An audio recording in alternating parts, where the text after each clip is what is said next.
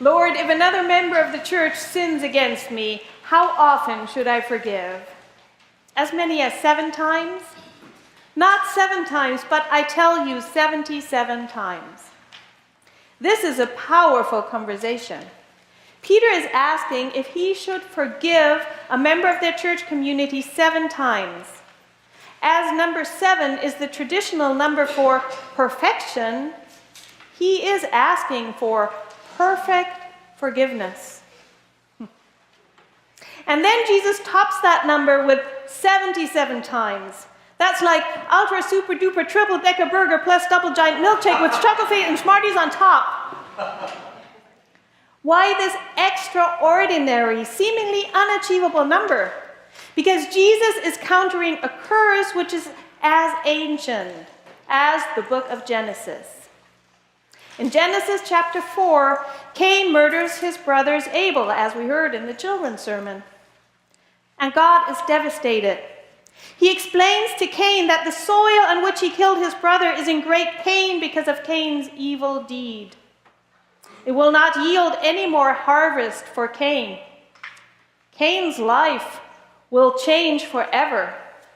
He cannot be a farmer anymore. He has to wander the earth as a fugitive, forever without a home. Cain despairs because of this punishment. He is afraid that others might kill him in revenge for the life of Abel. But God protects Cain from this path of revenge. He says, whoever kills Cain will suffer a 7-fold vengeance. And he puts a mark on Cain as a sign of his special protection. So, even though God holds Cain accountable for his deed and makes him live out the life-changing consequences of it, he forbids the usual path of blood revenge, which would have resulted in murders and counter-murders through many generations. God stops the curse of blood revenge for God's people, but Lamech, a descendant of Cain, reinstates it and even proudly brags about it when he says, I have killed a man for wounding me, a young man for striking me. Cain is avenged 7-fold, truly Lamech 77-fold. Lamech, completely misunderstanding the meaning of God's mercy towards Cain, brags that his own revenge is worth 70 times more than God's potential revenge for Cain. Jesus uses the same number, 77, to open up a contrasting vision of community, thereby reinstating God's original purpose. The church under Christ is a place of radical forgiveness, not a place of radical revenge. And then he tells a story using his contemporary economic system as context. He tells us about a ruler who is asking his ministers and economic leaders to pay back their debts to him. One of these leaders, a slave who most likely occupied a high government position, as was common in these times, had an exorbitant amount of debt and could not pay it back. The traditional way to deal with this situation was to sell that slave and his family to regain at least some of the money. But the slave asked the king for mercy, and the king grants it and forgives his debt. Next thing the overly grateful slave does is seize one of his own debtors and put him into prison for a small amount of money until his family would ransom him out by paying his debt. Does this seem hypocritical to you? Sure does to me. The witnesses in the story think so. They cannot understand how somebody who has received extraordinary mercy would not pay it forward. Personally, I think it's more like a misunderstanding of the Lamech kind. In Genesis, God showed mercy to Cain, thereby giving humankind a vision of how to eliminate blood revenge. But Lamech took this as a personal favor God granted to his ancestor, not as a systemic change. Personal favor, not systemic change. Lamech grew up with blood revenge. It was what people did. It was how the justice system worked. I don't think that Lamech questioned this one bit. I don't think that he even was able to see that God's mercy towards Cain opened up another way, not only for Cain, but for everyone. I see the same principle at work in the story of the slave debtors. The king shows mercy to the important slave, thereby opening up a vision of a world where a human life is more worth than money, where debt can be forgiven and people can be cherished because of who they are and not because of what they possess. But the important slave takes the debt forgiveness as a personal favor to himself and himself only. It does not even occur to him that the king is implementing a systemic change here. He is blind to the 7 times 7 radical implications the king's action could entail. Money rules, that's how it is, that's how it always was. How else could it be? And that, of course, is the problem. How can blood revenge be eliminated in a society where blood revenge is what the justice system is built on? How can debt be eliminated in a system where debt is what the system is built on?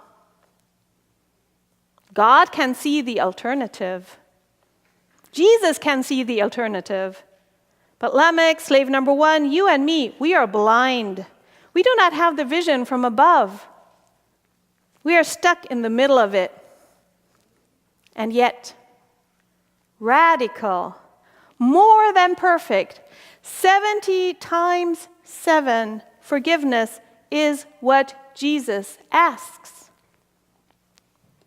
Forgiveness of sin and forgiveness of debt. The Bible connects the two. Personal sin and financial debt. Both of these need to be forgiven. Chapter 25 of the book of Leviticus describes the year of Jubilee. Every 7th year, the people of Israel shall observe a year of Sabbath. They shall not sow, they shall not reap. It is supposed to be a year of complete rest for the land, for the animals, for the people. And every 7 times 7 years, the book of Leviticus calls for a year of Jubilee. It starts on the Day of Atonement, Yom Kippur, the high holiday, in the 7th month of the year, on which all sins are atoned for and forgiven by God. The Jubilee year proclaims liberty for all. Land which has been mortgaged to a creditor is to be returned to its original owner. Slaves are to be released, debts forgiven. The land may rest, all work ceases. Everything is turned back to zero. God forgives your debt of sin, and you are like a clean slate to God. You forgive your neighbors and relatives and slaves their debt of money, especially when they have fallen on hard times. And everybody gets a second chance. The year of Jubilee gives us a glimpse of how life is here on earth when mercy reigns. Radical forgiveness, radical mercy, radical love. And then God grants us another 40-year 9s to mess everything up again, to get entangled in the world of money and commerce until we are completely blinded again and need to turn everything back to zero. Humans put societies in place with sets of laws and financial and economic systems. And that is a good thing, because how could society work without rules? However, all human-made systems are prone to mistakes and injustices. And that is why God reminds us here that we need to build mercy and forgiveness into our systems.